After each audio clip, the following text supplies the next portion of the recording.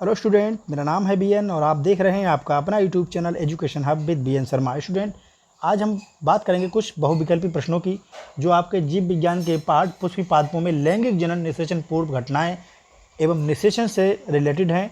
तो आइए शुरू करते हैं। इससे पहले रिक्वेस्ट करूँगा कि वीडियो पर आप पहली बार आए हैं तो चैनल को लाइक और सब्सक्राइब स्टूडेंट के साथ शेयर अवश्य करें।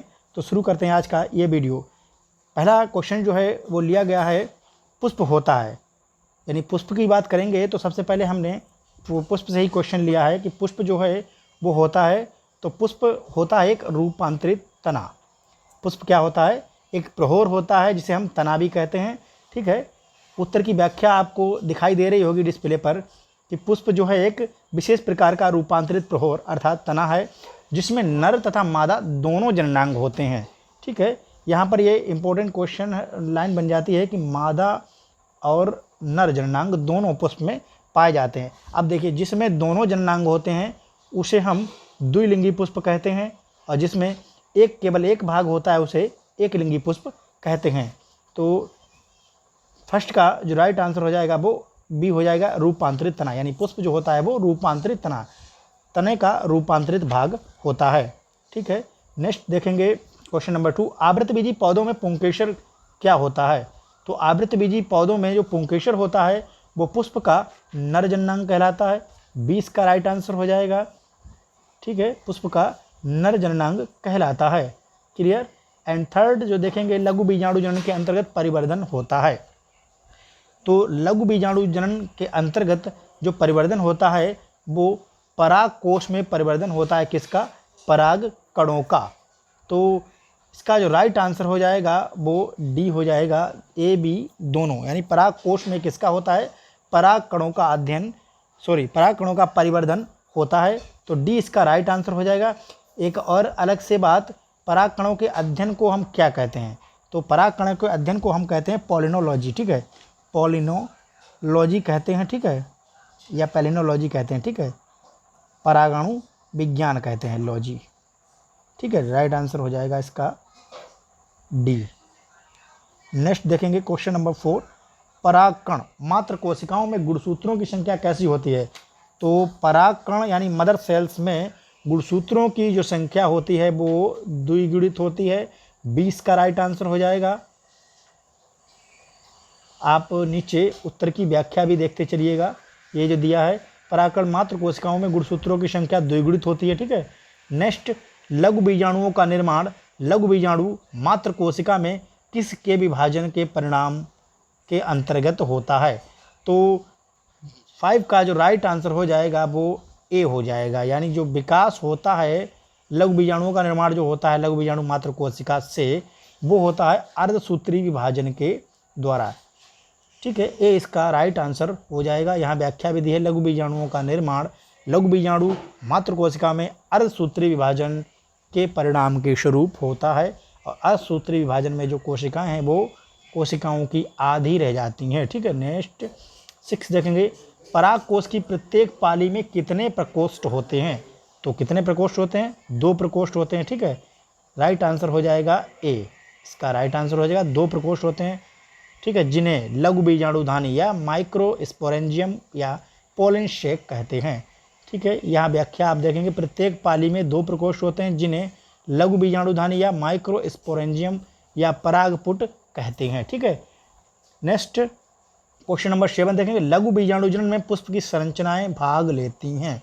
तो पुष्प की जो संरचनाएं हैं वो भाग लेती हैं किसमें? पुंकेसर, लघु बीजाणुधानी एवं परागकण आदि संरचनाएं हैं जो लघु बीजाणु की संरचना में भाग लेती हैं। तो इसका जो राइट आंसर हो जाएगा वो भी हो जाएगा ए राइट आंसर हो जाएगा। नेक्स्ट देखेंगे हम लोग क्वेश्चन नंबर 8। लघु बीजाणु जनन के दौरान अर्धसूत्री विभाजन होता है। तो अर्धसूत्री विभाजन होता है किसमें? मात्र कोशिका में। ठीक है, 20 का राइट आंसर हो जाए लघु बीजाणु मात्र कोशिका में। व्याख्या देखेंगे इसकी, लघु बीजाणु जनन में लघु बीजाणु मात्र कोशिका में अर्धसूत्री विभाजन के द्वारा 4 परागकण बनते हैं। ठीक है, कितने? 4 पोलन ग्रेन्युल्स जो हैं वो बनते हैं। नेक्स्ट क्वेश्चन नंबर 9 का देखेंगे, परागकोश में सबसे भीतरी स्तर टेपिटम जिसका मुख्य कार्य है। तो टेपिटम देखिए 5 स्त्री संरचना बनाते हैं, 5 स्त्री संरचना बनाते हैं इस तरह से, ठीक है, इस तरह से। तो परागकोश की जो भीतरी स्तर कौन कौन सा, ये और ये मिलकर क्या बनाते हैं, टेपिटम बनाते हैं, ठीक है। और ये टेपिटम जो है ये विकसित हो रहे लघु बीजाणुओं को पोषण में सहायता प्रदान करता है, ठीक है। तो इसका जो राइट आंसर हो जाएगा वह हो जाएगा ए, लघु बीजाणुओं के पोषण में सहायक होता है, ठीक है। यहाँ देखिए परागकोश का सबसे भीतरी स्तर क्या कहलाता है, टेपिटम कहलाता है, जिसका मुख्य कार्य लघु बीजाणुओं को उनके विकास के समय पोषण प्रदान करना है, ठीक है। नेक्स्ट 10 देखेंगे, टेपिटम परागकोश की अंतःभित्ति है, यानी टेपिटम की परागकोश की अंतःभित्ति है। यह हमने बताया था अभी चित्र बनाकर कि इस तरह से 5 स्तरीय संरचना बनाता है, ठीक है। इस तरह से ये 5 स्तरीय संरचना बनाता है और सबसे भीतरी वाली संरचना जो है वो टेपिटम कहलाती है, ठीक है, टेपिटम कहलाती है। ये कैसी होती है, यह एक कोश की होती है, इसके ऊपर 1 से 5 भित्ति मोटा मध्य स्तर होता है, ठीक है। तो ये संरचना कैसी होती है, एक कोश की होती है। ए इसका राइट आंसर हो जाएगा, ए इसका राइट आंसर हो जाएगा, एक कोश की।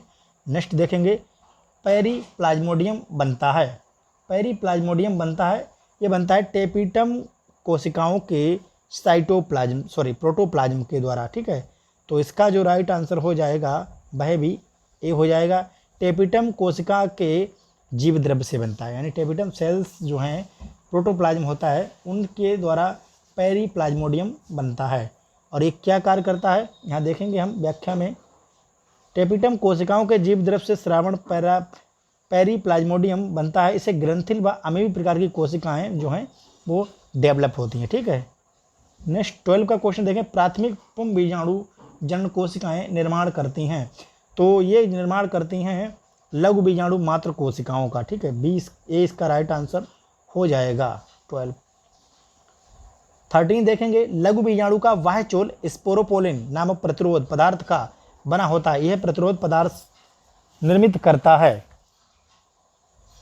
तो यह प्रतिरोध पदार्थ निर्मित होता है। तो ये किसका बना होता है, ये बना होता है बी, इसका राइट आंसर हो जाएगा बसा का। किसका बना होता है, बसा का बना हुआ होता है, ठीक है।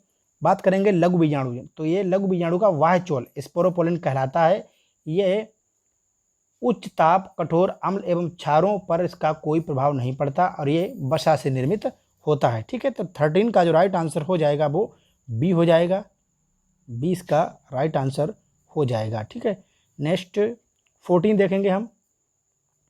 14, एक परागकोश में लघु बीजाणुधानियों की संख्या कितनी होती है, तो 4 होती है, ठीक है। इस तरह से 4 होती है, इस तरह से, और ये संरचना इस तरह से निर्मित होती है, ठीक है। ये इसमें परागकण भरे रहते हैं, प्रस्फुटन होने पर ये इस तरह से परागकण इसमें बिखरते हैं, तो ये 4 कोश की संरचना होती है, ठीक है, 4। 14 का जो राइट आंसर हो जाएगा वो 4, लिखा भी एक परागकोश में बीजाणु धनी संख्या जो है 4 होती है, ठीक है। नेक्स्ट 15 का देखेंगे, परागकोश भित्ति में 4 परतें होती हैं जहाँ क्या कहलाती है, 15 का जो राइट आंसर हो जाएगा वो डी हो जाएगा, ठीक है। मध्य परत अंतः स्तर टेपिटम के बीच की स्थिति होती है, डी इसका राइट आंसर हो जाएगा। यहाँ लिखा है परागकोश भित्ति में 4 परतें बाह्य त्वचा, अंतः स्तर, मध्य स्तर और टेपिटम होती हैं, जहाँ मध्य स्तर, अंतः स्तर और टेपिटम के बीच की स्थिति होती है, ठीक है। नेक्स्ट, परागकोश में अंतः स्तर स्थित होता है, तो परागकोश में अंतः स्तर त्वचा के तुरंत नीचे अंदर की स्थिति को हम अंतः स्तर कहते हैं। नेक्स्ट देखेंगे, द्विबीजपत्री पादपों के परागकणों में प्राय जनन छिद्र होते हैं, तो द्विबीजपत्री जो पादप होते हैं उसमें जनन जो होते हैं वो 3 छोटे छोटे जनन छिद्र पाए जाते हैं। सी इसका राइट आंसर हो जाएगा, कितने, 3 जो हैं वो छोटे छोटे जनन छिद्र पाए जाते हैं जिनमें पराग नलिका विकसित होती है। नेक्स्ट, वनस्पति विज्ञान की वह शाखा जिसमें परागकणों की संरचना का अध्ययन किया जाता है कहलाती है परागाणु विज्ञान या पैलिनोलॉजी, ठीक है। इसका जो राइट आंसर हो जाएगा वो पैलिनोलॉजी। सी इसका राइट आंसर हो जाएगा। जिसमें परागकणों के संरचना अध्ययन विकास का अध्ययन किया जाता है वो पैलिनोलॉजी कहलाती है। 19 देखेंगे हम लोग। 19 की बात करें तो परागकण की आंतरिक भित्ति बनी होती है। तो आंतरिक भित्ति जैसा कि आप पढ़ चुके हैं, आंतरिक भित्ति बनी होती है किसकी? पेक्टोसेलुलोज की बनी हुई होती है। सी इसका राइट आंसर हो जाएगा, पेक्टोसेलुलोज की बनी होती है। परागनली का निर्माण अंतःचोल द्वारा होता है, ठीक है। इंटाइन कहलाती है, आंतरिक भित्ति जो है इंटाइन कहलाती है। नेक्स्ट क्वेश्चन हम देखेंगे, कुछ पादपों में लघु बीजाणु मिलकर एक विशेष संरचना परागपिंड बनाते हैं, यह पाई जाती है। तो यह संरचना जो पाई जाती है, यह पाई जाती है मदार में। 20 का राइट आंसर हो जाएगा। यहाँ पर हम व्याख्या देखेंगे, कुछ पादपों में लघु बीजाणु मिलकर एक विशेष संरचना बनाते हैं जिसे परागपिंड कहते हैं। यह संरचना कैलोट्रोपिस यानी मदार में पाई जाती है। तो 20 का राइट आंसर हो जाएगा मदार में।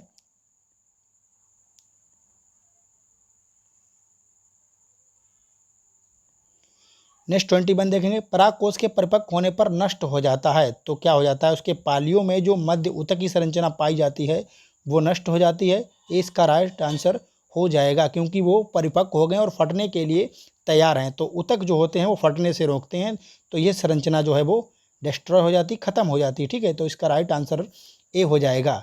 22 देखें, परागकण होते हैं। परागकण किस प्रकार के होते हैं? 22 का जो राइट आंसर हो जाएगा वो ए हो जाएगा। परागकण होते हैं एक जनन कोशिका व एक नलिका कोशिका, जिससे होकर परागकण बीजांड या अंडाशय तक पहुंचते हैं, ठीक है।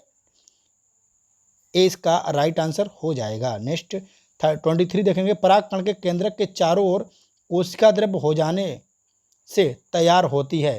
तो 23 का जो राइट आंसर हो जाता है वो हो जाएगा जनन कोशिकाएं तैयार होती हैं। डी इसका राइट आंसर हो जाएगा, ठीक है। डी लिखा है, परागकण के केंद्रक के चारों ओर कोशिका द्रव्य एकत्रित हो जाने से जनन कोशिकाएं तैयार हो जाती हैं, ठीक है।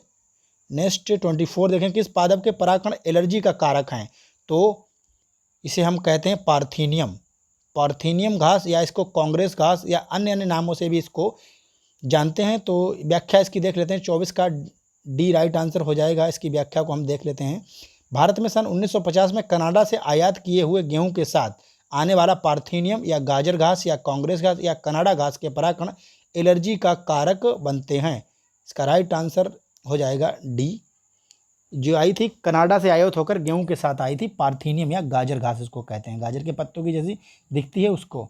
नेक्स्ट 25 देखेंगे, स्त्री केसर का भाग नहीं है। तो स्त्री केसर यानी जायांग में कौन कौन से होते हैं? देखिए, स्त्री केसर या जायांग, या इसको हम गुरु बीजाणु भी कह सकते हैं। तो इसमें होता है वर्तिका होता है, वर्तिकाग्र होता है, और फूला हुआ भाग अंडाशय कहलाता है। परागकण का इसमें कोई स्थान नहीं होता। तो इसका सी राइट आंसर हो जाएगा, ठीक है। सी इसका राइट आंसर हो जाएगा, सी। नेक्स्ट 26 देखें, अध्यावरण ढके रहते हैं किसको? बीजांड काय को, ठीक है। 20 का राइट आंसर हो जाएगा, 20 का राइट आंसर हो जाएगा। इस तरह की जो संरचना होती है, ये संरचना, ये दो तरह के पार्ट पाए जाते हैं। तो ये क्या कहलाता है? ये अध्यावरण कहलाता है। ये अध्यावरण जो है इस बीजांड को ये ढके रहते हैं, ठीक है, जिसमें भ्रूणकोश व बीजांड सुरक्षित रहता है। तो बी इसका राइट आंसर हो जाएगा। ये दो भित्तियों का बना हुआ होता है। व्याख्या इसकी हम देख लेंगे, इसे अध्यावरण कहते हैं। नेक्स्ट देखेंगे 27 का क्वेश्चन, सामान्यतः बीज चोलक पाया जाता है। इंपॉर्टेंट क्वेश्चन है 27 का। देखें, सामान्यतः बीज चोलक जो है वो स्पेशल किस कुल के फैमिली में पाया जाता है? यूफोरबिएसी, ठीक है। यूफोरबिएसी के कुल में बीज चोलक पाया जाता है। नेक्स्ट 28 देखेंगे, अंतः चुचुक के अंतः आवरण की कोशिका में मुख्यतः पाया जाता है। तो क्या पाया जाता है? वसा एवं मंड। इसका जो राइट आंसर हो जाएगा वो वसा एवं मंड पाया जाता है। किस में? अंतः चुचुक तथा अंतः आवरण की कोशिका में मुख्यतः क्या? वसा एवं मंड पाया जाता है।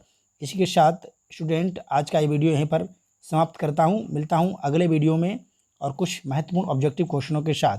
धन्यवाद वीडियो को अंत तक देखने के लिए।